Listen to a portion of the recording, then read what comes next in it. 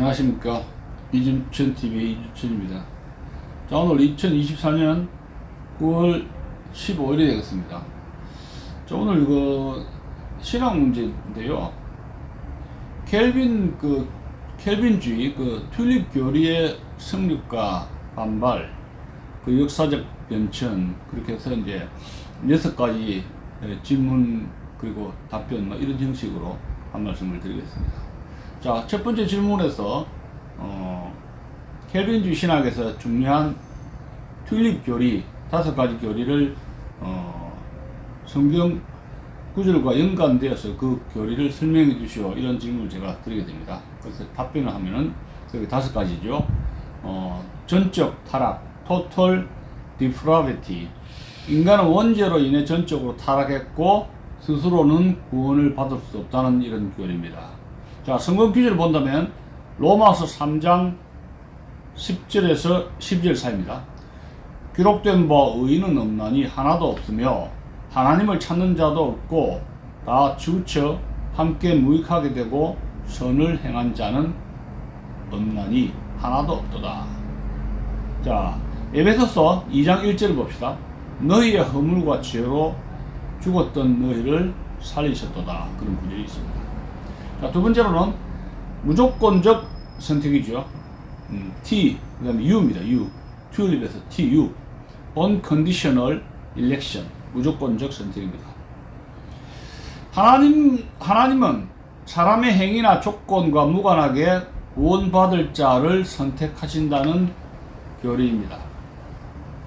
하나님은 사람의 행위나 조건과 무관하게 구원받을 자를 선택하신다는 교리인데, 자, 성경 구절 에베소서 1장 4절에서 5절까지를 봅시다.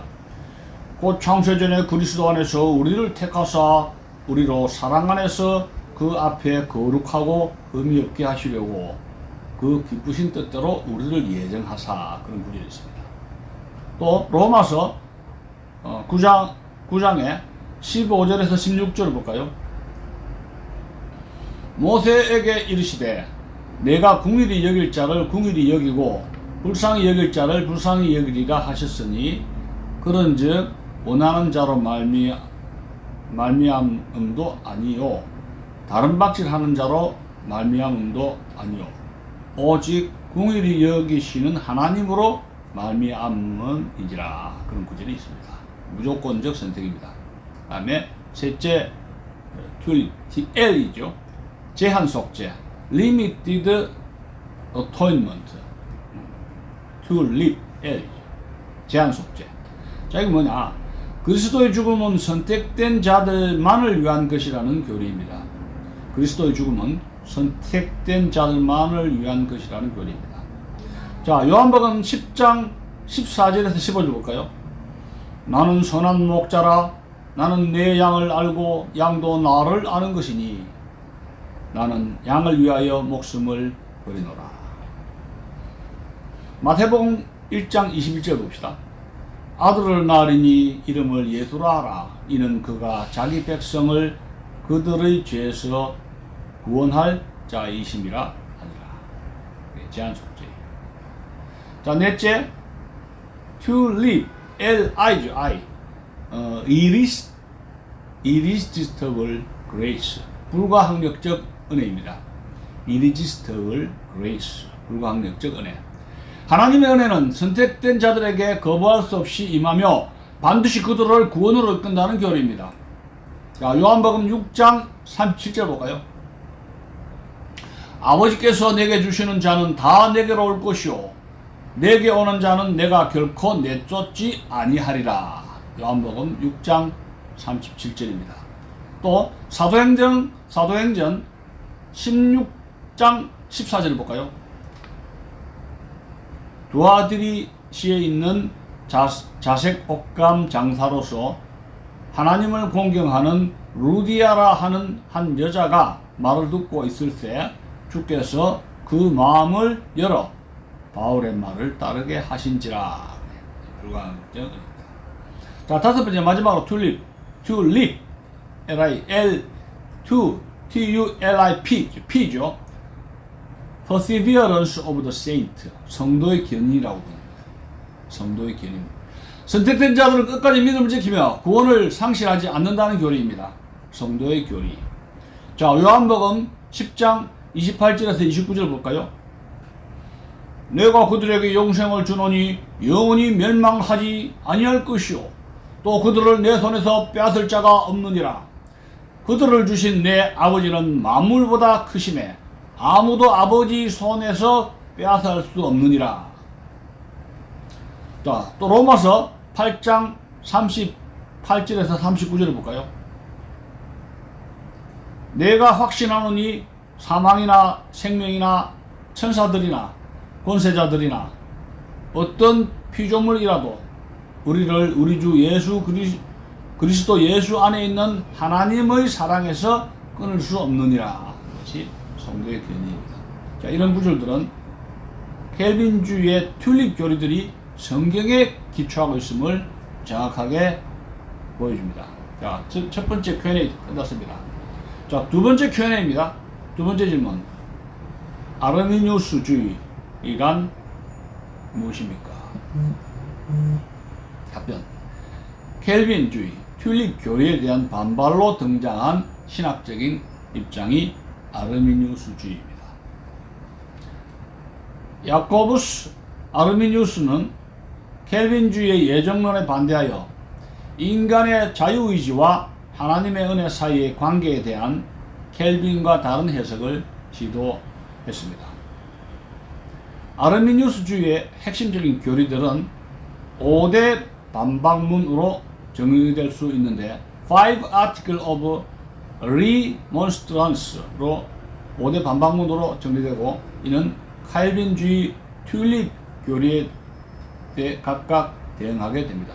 자, 첫 번째 반박을 봅시다. 조건적 선택입니다. Conditional election. 조건적 선택. 아르미니우스주의는 하나님이 예지를 통해 믿음을 선택한 자들을 구원하시며 이 선택은 인간의 자유의지와 협력한다고 가르칩니다. 켈빈주의의 무조건적 선택과는 달리 인간의 응답이 구원의 결정에 중요하다고 보는 것입니다. 자, 여기서 켈빈주의와 다른 성경적 반대 구절을 볼까요? 디모데전서 2장 4절입니다. 하나님은 모든 사람이 구원을 받으며 진리를 아는 데 이르기를 원하시느니라. 하나님 모든 사람이 구원을 받으며 진리를 아는 데 이르기를 원하시느니라. 또 요한복음 3장 16절을 볼까요? 누구든지 그를 믿는 자마다 멸망하지 않고 영생을 얻게 하려 하심이라. 두 번째, 자유의지에 의한 속죄입니다. Universal Atonement. 자유의지에 의한 속죄.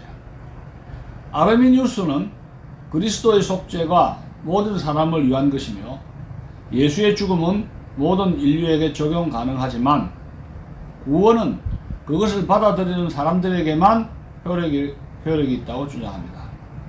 그래서 즉 켈빈주의의 제한 속죄 교리와 대조가 됩니다. 자, 성경적 반대 구절을 볼까요? 요한 1서 2장 2절입니다. 요한 1서 2장 2절. 그는 우리 죄를 위한 화목 제물이니 우리만 위할 뿐 아니요 온 세상의 죄를 위함이라. 요한 1서 2장 2절입니다. 자, 세 번째 반박입니다. 세 번째 반박. 저항할 수 있는 은혜. Resistible grace. 자, Resistible grace. 저항할 수 있는 은혜입니다. 아르미니우스주의는 하나님의 은혜가 강제적이지 않으며 인간은 자유의지로 하나님의 은혜를 거부할 수 있다고 가르칩니다. 즉 켈빈주의의 불가항력적 은혜에 반대를 합니다. 자, 성경적 반대 구절을 볼까요? 사도행전 7장 51절입니다. 목이 곧고 마음과 귀에 할례를 받지 못한 사람들아 너희도 항상 성령을 거스리는도다. 사도행전 7장 51절입니다. 네 번째 반박문입니다. 성도의 견인에 대한 불확실성. Fall from grace. 성도의 견인에 대한 불확실성입니다. 아르미니우스주의는 신자가 자유의지로 하나님을 떠나고 구원을 상실할 가능성이 있다고 주장을 합니다. 즉 켈빈주의의 성도의 견인과는 달리 아르미니우스주의는 신자가 끝까지 믿음을 지키지 못할 수도 있다고 보는 겁니다. 상당히 자유의지를 강조한 거죠. 네. 자, 성경적 반대 구절을 봅시다. 히브리서 6장 4절에서 6절까지입니다. 한번 빛을 받고 하늘의 은사를 맛보고 성령에 참여한 바 되고 그들이 타락한 즉 다시 새롭게 하여 회개할 수 없나니, 그런 구절이 있습니다. 다섯 번째, 마지막 반박문입니다. 마지막 반박 구절. 보편적인 은혜, prevenient grace, 보편적 은혜입니다. 아르미니우스주의는 하나님의 은혜가 모든 사람에게 보편적으로 주어지며 이 은혜가 인간에게 자유의지를 회복시켜 하나님께 응답할 능력을 준다고 가르칩니다. 즉 모든 사람이 선택할 기회를 가진다는 점에서 칼빈주의의 예정론과 대치가 됩니다. 성경에서 반대 구절을 볼까요? 요한복음 12장 32절입니다. 내가 땅에서 들리면 모든 사람을 내게로 이끌겠노라. 내가 땅에서 들리면 모든 사람을 내게로 이끌겠노라. 따라서 아르미니우스주의는 인간의 자유의지와 하나님의 은혜 사이에 보다 상호적인 관계를 강조하며 칼빈주의의 예정론과 은혜의 불가항력성을 반박했습니다. 이러한 신학적 차이는 이후 기독교 내에서 다양한 논쟁과 교파 분열을 일으키기도 했습니다. 세 번째 질문입니다. 도르트 회의의 성격을 논하시오. 도르트 회의는 어떤 것이었습니까? 이 도르트 회의는 1618년부터 다음 해인 1619년까지 네덜란드에서 열린 회의입니다. 자, 이 성격, 도르트 회의 성격은 뭐냐 질문했습니다. 아르미니우스주의를 이단으로 정죄하기 위해 열린 회의라고 볼 수가 있습니다. 이 회의는 네덜란드 개혁교회와 칼빈주의 신학을 따르는 유럽의 여러 교회 지도자들이 모여서 아르미니우스주의를 비판하고 칼빈주의의 교리를 옹호하기 위해서 마련한 자리였던 겁니다. 자, 도르트 회의 배경을 볼까요? 야코부스, 아르미니우스가 주장한 교리들은 칼빈주의의 예정론을 반대했으며 그를 따르던 아르미니우스주의자들 또는 레몬스트란트죠. 1610년 5대 반박문을 제출하면서 네덜란드 개혁교회 내에서 켈빈주의와의 신학적 갈등이 깊어졌던 겁니다. 그래서 이 아르미니우스주의자들 혹은 레몬스트란트는 자신들의 신학적 입장을 보호하고 확산시키기 위해서 네덜란드 정부에 호소하기까지도 했습니다. 자, 도르트 회의의 목적을 한번 볼까요? 1618년 도르트 회의는 이 신학적 갈등을 해결하기 위해서 네덜란드 개혁계 지도자들에 의해 소집이 됐는데 이 회의에서 논의된 주요 주제는 아르미니우스주의자들의 주장, 즉 5대 반박문에 대한 비판과 칼빈주의 교리를 옹호하는 것이었습니다. 회의에서 다수의 지도자들은 아르미니우스주의가 성경적이지 않다고 판단했으며 이를 신학적 이단으로 규정했던 겁니다. 도르트 회의 결과를 볼까요? 아르미니우스주의의 정죄입니다. 아르미니우스주의는 도르트 회의에서 공식적으로 이단으로 정죄되었습니다. 그리고 칼빈주의 교리를 재확인했습니다. 도르트 회의는 칼빈주의를 튤립 5가지 교리를 체계적으로 정리하고 옹호했으며 이것이 훗날 칼빈주의의 핵심 교리로 성립되었던 겁니다. 또 아르미니우스주의자들, 즉 레몬스트란트를 추방했습니다. 회의 결과에 따라 아르미니우스주의자들은 교회와 공직에서 추방되었고 그들의 신학은 공식적으로 금지되고 말았습니다. 결론을 볼까요? 도르트 회의는 아르미니우스주의를 이단으로 규정하기 위한 목적이 있었으며 이를 통한 칼빈주의 신학을 공고히 하려는 시도였던 겁니다. 이 회의 이후에도 아르미니우스는 사라지지 않고 일부 교회에서 계속 이어졌습니다. 나아가 아르미니우스주의는 웨슬리안 전통, 감리교, 일부 침례교 등의 신학적 기초가 되었던 겁니다. 자, 세 번째 질문입니다. 웨슬리안주의란 무엇입니까? 웨슬리안주의란 무엇입니까? 세 번째 주입니다. 답변은 켈빈주의 교리에 대한 반발로 발전한 신학적인 전통입니다. 이 전통은 18세기 영국의 감리교 메소디스트의 창시자인 존 웨슬리의 가르침에 따라 기초한 것으로서 아르미니우스주의의 신학을 기반으로 하여 칼빈주의와는 대조적인 신학적 입장을 취하고 있습니다. 그러면 웨슬리안주의의 핵심 교리와 칼빈주의를 대조로 한다면 어떤 것인가 볼까요? 웨슬리안주의는 아르메니우스주의를 바탕으로 발전했기 때문에 칼빈주의의 튤립 교리에 반대하는 입장을 유지합니다. 그러나 존 웨슬리는 인간의 거룩함과 성화에 대한 강한 강조로 인해서 아르미니우스주의와는 또 다른 차별성을 가지고 있습니다. 웨슬리안주의의 주요 교리들은 다음과 같습니다. 자, 첫째, 자유의지입니다. 프리윌. 켈빈주의는 인간이 전적으로 타락하여 스스로 구원을 선택할 수 없다고 보며 구원은 전적으로 하나님의 은혜에 달려있다고 가르칩니다. 그런데 웨슬리안주의는 인간에게 자유의지가 있다고 믿으며 하나님의 은혜가 모든 사람에게 제공되고 그 은혜에 응답할지 말지는 인간의 자유의지에 달려있다고 주장한다는 겁니다. 이를 선행적 은혜, 프리베니언트 그레이스라고도 불리며 이 은혜는 모든 사람에게 주어지며 이 은혜는 죄로 인해 훼손된 인간의 의지를 회복시킨다고 합니다. 자, 두 번째는 뭐냐? 웨슬리안 교리의 두 번째 특징은 조건적 선택입니다. Conditional election. 켈빈주의는 하나님이 무조건적으로 선택된 자들만을 구원하시며 이 선택은 인간의 의지와 상관없이 이루어진다고 봅니다. 그런데 웨슬리안주의는 하나님이 미리 인간의 선택을 아시고 그에 따라 선택하신다고 주장을 합니다. 즉 구원은 하나님의 은혜와 인간의 응답이 상호 결합된 결과라는 겁니다. 셋째, 보편적 속죄입니다.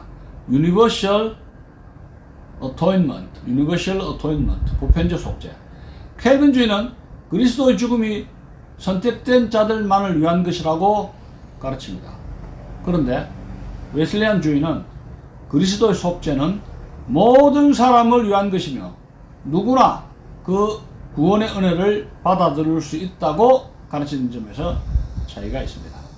자, 네 번째 웨슬리안 교리를 봅시다. 저항할 수 있는 은혜입니다. Irresistible grace. 칼빈주의는 하나님의 은혜가 불가항력적이어서 선택된 자는 반드시 구원을 받게 된다고 주장을 합니다. 자, 그런데 웨슬리안주의는 인간이 하나님의 은혜를 거부할 수 있으며 따라서 구원을 받지 않을 수도 있다고 믿습니다. 즉 인간의 의지는 하나님의 은혜를 거절하거나 받아들일 수 있는 능력을 가지고 있다고 보는 겁니다. 프리윌, 인간의 의지를 강조하는 거죠. 자, 다섯 번째 웨슬리안 교리입니다. 성화와 완전성. Sanctification and Christian Perfection. 자, 켈빈주의는 성도가 끝까지 견디며 구원을 받게 된다고 강조하지만 인간의 타락한 본성은 여전히 남아있다고 봅니다. 자, 그런데 그와 달리 웨슬리안주의는 성화라는 것이 성도의 거룩함이죠. 성화가 구원의 중요한 과정이라고 강조하며 성화를 강조하는 겁니다. 성도의 거룩함이 구원의 중요한 과정이라고 강조하며 성도는 성령의 능력으로 완전한 사랑을 실천할 수 있다고 가르칩니다. 성령의 능력으로 완전한 사랑을 실천할 수 있다. 누가? 성도가 그렇게 할 수 있다고 가르칩니다.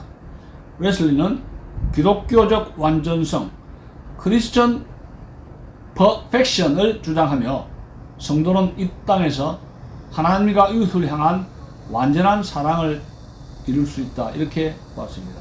이것이 또 이제 아까 아르미니우스주의와 좀 차별성이 있는 거죠. 성화와 기독교적인 완전성에서 아르미니우스주의와 차별성을 가지고 있습니다. 자, 웨슬리안주의와 칼빈주의의 갈등을 한번 볼까요? 웨슬리안주의는 아르미니우스주의의 입장을 계승하면서도 칼빈주의의 예정론과 속죄의 제한성을 강하게 반대했습니다. 웨슬리의 신학은 하나님의 보편적 사랑과 인간의 책임을 강조하며 성화와 성령의 역사에 대한 특별한 관심을 나타내었습니다. 이로 인해서 감리교를 포함한 웨슬리안 전통은 구원에 있어서 하나님의 응답과 책임을 강조하는 반면에 인간의 응답과 책임을 구원에 있어서 인간의 응답과 책임을 강조하는 반면에 칼빈주의는 하나님의 절대적인 주권과 은혜를 강조한다는 점에서 차이가 있습니다. 자, 결론적으로 웨슬리안주의는 켈빈주의에 대한 신학적 반발로 나타났으며 구원의 조건, 속죄의 범위, 그리고 은혜와 자유의지의 관계에 대해 상반된 입장을 취하고 있습니다. 네 번째 질문입니다. 아르미니우스주의와 웨슬리안주의의 차이점이 무엇입니까? 이런 질문을 던지고 있습니다. 자, 답변입니다.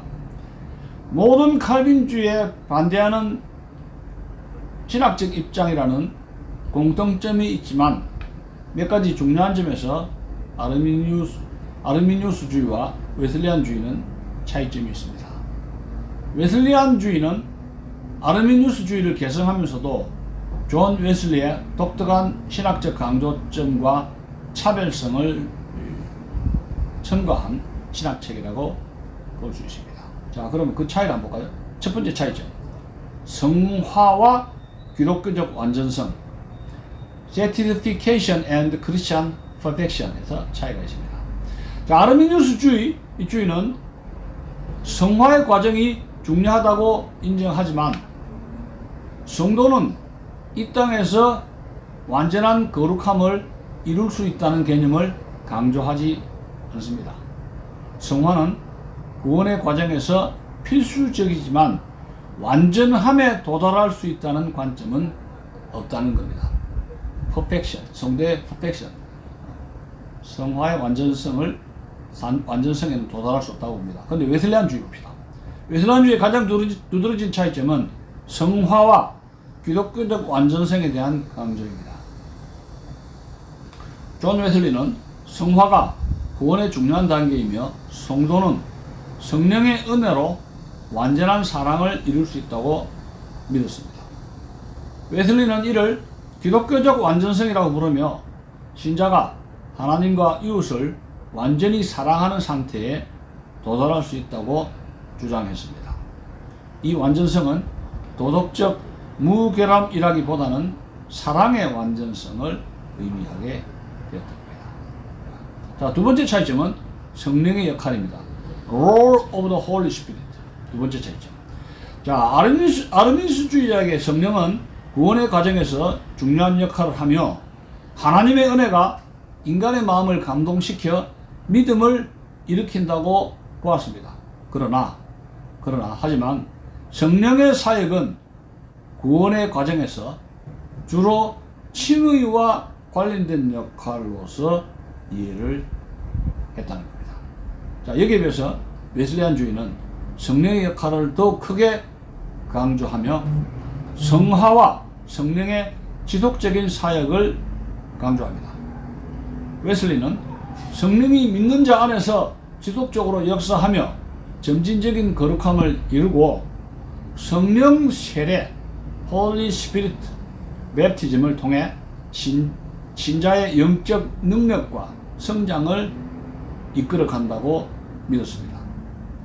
따라서 성령의 역할은 구원 후에도 계속되며 성도를 완전한 사랑으로 이끌 수 있는 강력한 사역을 감당한다고 보았던 겁니다. 자, 세 번째 차이점 볼까요? 자유의지와 은혜의 관계입니다. Free will and grace. 자유의지와 은혜의 관계. 아르미니우스주의는 인간의 자유의지와 하나님의 은혜가 협력하는 구조를 강조합니다. 인간의 자유의지와 하나님의 은혜가 상호 협력하는 구조를 강조합니다.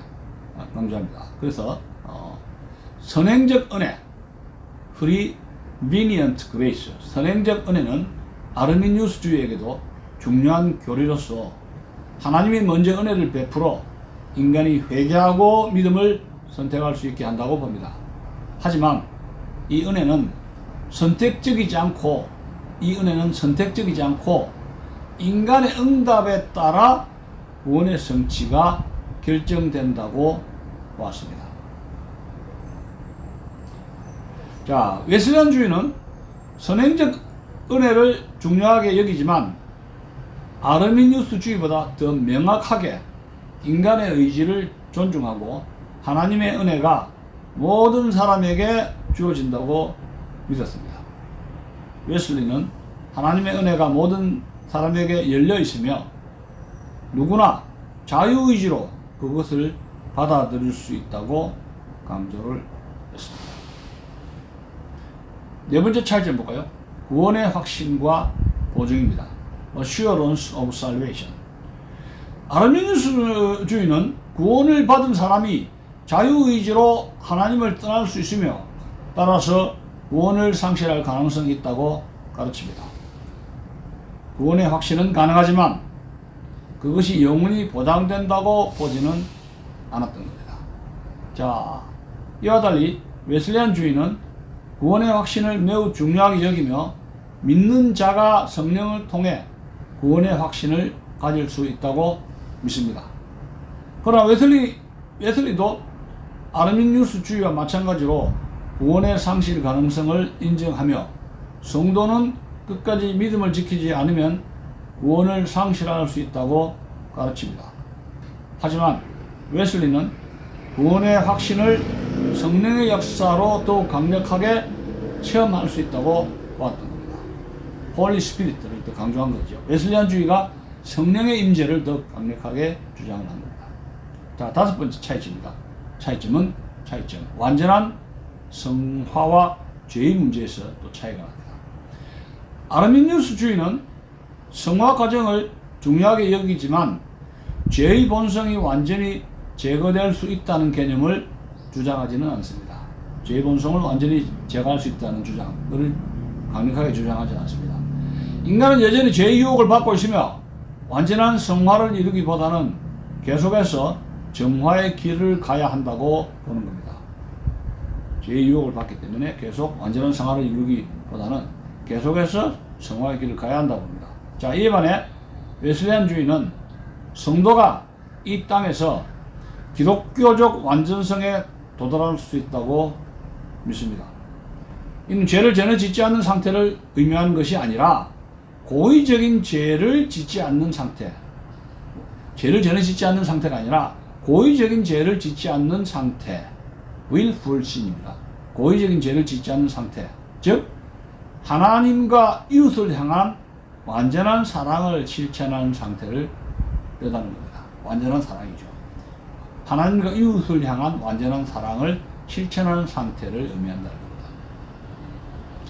웨슬리는 이 상태를 성령의 은혜로 인해 성취할 수 있다고 봤고 이를 신앙생활의 목표로 삼았던 겁니다. 자, 그러면 정리 요약을 해본다면 아르미니우스주의는 켈빈주의의 예정론을 반대하고 구원에서 인간의 자유의지와 하나님의 선행적 은혜를 강조합니다. 자유의지와 하나님의 선행적 은혜를 강조합니다. 성화는 중요하지만 기독교적 완전성에 대한 강조는 없습니다. 자, 이에 반해 웨슬리안주의는 아르미니우스주의의 자유의지와 은혜에 대한 개념을 개선하면서도 성화와 기독교적 완전성을 더욱 강조합니다. 성령의 사역과 성도의 거룩함, 구원의 확신이 더 중요한 역할을 차지하게 된다는 겁니다. 성령의 사역과 성도의 거룩함, 구원의 확신, 이것을 더 강조하고 그것이 더 중요한 역할을 잘하게 된다. 따라서 웨슬리안주의는 아르미니우스주의에서 출발했지만 성령의 사역과 성화에 대한 독특한 강조를 통해 차별화된 신학 체계를 형성한 것이었습니다. 웨슬리안주의가 이단으로 몰리지 않고 감리교가 창시된 데에는 몇 가지 신학적인, 역사적인 이유가 있었던 겁니다. 이것이 이제 아까 이야기했지만 다음에 질문이 된 겁니다. 네 번째 질문입니다. 이를 이해하기 위해서는 존 웨슬리의 역할, 당시 교회의 상황, 그리고 웨슬리안 신학이 어떤 방식으로 발전하고 수용됐는지 살펴보아야 되겠습니다.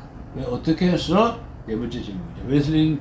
웨슬리안주의가 아르미니우스처럼 주의처럼 이단으로 몰리지 않았는가? 그거 한번 볼까요? 자, 존 웨슬리의 계획적 접근입니다. 존 웨슬리는 영국 성공회의 사제로서 활동하면서 교회를 개혁하라는 마음을 품었습니다.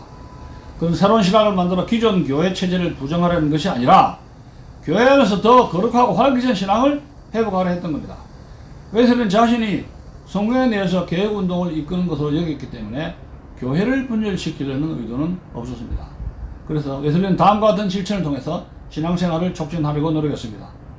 첫째, 성령의 능력으로 성화와 영적 성장을 강조했습니다. 둘째, 감리교 소그룹을 통해 성도들의 영적 성장을 돕는 제자훈련 방식을 도입했습니다. 셋째, 대중설교를 통해 하층민과 소외된 사람들에게 복음을 전했습니다. 이러한 계획적 접근 덕분에 웨슬리안주의는 급진적인 이단운동으로 관주되지 않았고 기존 교회 내에서의 개혁운동으로 수용될 수가 있었던 것입니다. 자, 두 번째, 웨슬리안주의의 신학적 균형을 봅시다. 이단으로 몰리지 않는 두 번째 이유입니다. 웨슬리안주의는 신학적으로 극단적 입장을 취하지 않았습니다. 웨슬리는 인간의 자유의지와 성령의 은혜를 모두 강조하면서도 인간이 스스로 구원을 이룰 수 있다는 것을 주장하지는 않았습니다. 그 대신 하나님의 은혜와 인간의 응답이 조화를 이루어야 한다고 가르쳤습니다. 그의 신학은 극단적인 아르미니우스주의나 반대편의 켈빈주의로 기울지 않고 균형 잡힌 신학을 지향했기 때문에 이단으로 몰리지 않았다. 웨슬리 신학은 기존의 기독교 교리, 즉 삼위일체, 그리스도의 신성, 성경의 권위 등 기본적 기독교 교리와도 일치했기 때문에 이단으로 규정될 만한 신학적 이탈은 없었던 것입니다. 자, 셋째, 이단으로 몰리지 않은 세 번째 이유, 사회적 역사적 배경입니다. 18세기 영국은 산업혁명과 사회적 불안으로 인해 많은 사람들, 특히 노동계급과 가난한 사람들 사이에서 영적 필요가 급증하던 시기였습니다. 웨슬리와 그의 동료들은 그런 사람들에게 다가가서 복음을 전하고 그들이 교회로 다가올 수 있도록 돕는 역할을 했던 겁니다. 웨슬리는 소외된 사람들을 대상으로 야외 설교를 하거나 소그룹 모임을 통해 이들의 신앙을 돕는 실천적 방법을 사용했던 겁니다. 이런 사역은 기존 교회가 충분히 감당하지 못했던 영적 필요를 충족시켰고 웨슬리안주의는 자연스럽게 영국 내에서 폭넓은 지지를 얻게 되었던 겁니다. 그 사회적 요청에 부응한 것이죠. 그 결과 웨슬리안 운동은 하나의 사회적 구원 운동으로도 인식되었고 교회 지도자들 사이에서도 이 운동이 이단으로 간주되기보다는 필요한 개혁 운동으로 받아들였다는 겁니다. 필요한 necessary reform movement입니다. 필요한 개혁 운동으로 받아들였다는 거예요. 시대 부름에 시대의 요구에 발을 맞췄다는 자입니다. 웨슬리안 개혁 운동이. 자, 네 번째 이단으로 가지 않은 이유, 감리교의 조직적 발전입니다. 웨슬리안주의는 감리교, 메소디즘으로 발전하면서 신학적 기반을 확립했을 뿐만 아니라 조직적 구조도 발전시켰습니다. 웨슬리는 감리교를 새로 창시한 것이 아니라 기존 교회 내에서 새로운 방식으로 신앙을 실천하고자 했습니다. 그러나 점차 웨슬리의 추종자들이 많아서인지 감리교는 독립된 교단으로 자리잡게 되었습니다. 존 웨슬리가 사망한 후 감리교는 조직적 독립을 이루었으며 1795년에 영국 감리교는 성공회와 완전히 분리되었던 겁니다. 또 미국에서는 감리교 운동이 더 빠르게 성장하여 미국에서 더 성공을 했습니다. 감리교 메소디스트 처치가 1784년 미국 감리교회 메소디스트 에피스코펄 처치가 창립되었습니다. 감리교가 독립된 교단으로 발전되었을 때도 그 신학적 근거는 아르미니우스주의와 웨슬리안주의의 균형 잡힌 신학의 기초에 있었으며 기존 기독교 교리와도 크게 다르지 않았기 때문에 이단으로 간주될 여지는 적었던 겁니다. 자, 다섯 번째 이유를 봅시다. 기존 교회의 수용입니다. 웨슬리안주의는 시간이 지나면서 점점 더 많은 기독교 교단들에 의해 수용되었던 겁니다. 감리교뿐 아니라 다른 복음주의 교회들, 특히 감리교에서 파생된 다른 교단들, 예를 들어서 나사렛 교회, 구세균에서도 웨슬리의 신학이 받아들여졌던 겁니다. 이로 인해 웨슬리안 신학은 점점 더 주류 기독교 내에서 중요한 흐름으로 자리 잡았고 이단으로 몰릴 이유가 점차 사라졌던 겁니다. 자, 결론해봅시다. 웨슬리안주의가 이단으로 몰리지 않고 감리교가 창시된 이유는 존 웨슬리의 계획적이고 실천적 접근, 신학적 균형, 사회적 필요에 맞춘 사역, 그리고 조직적인 발전에 있었던 겁니다.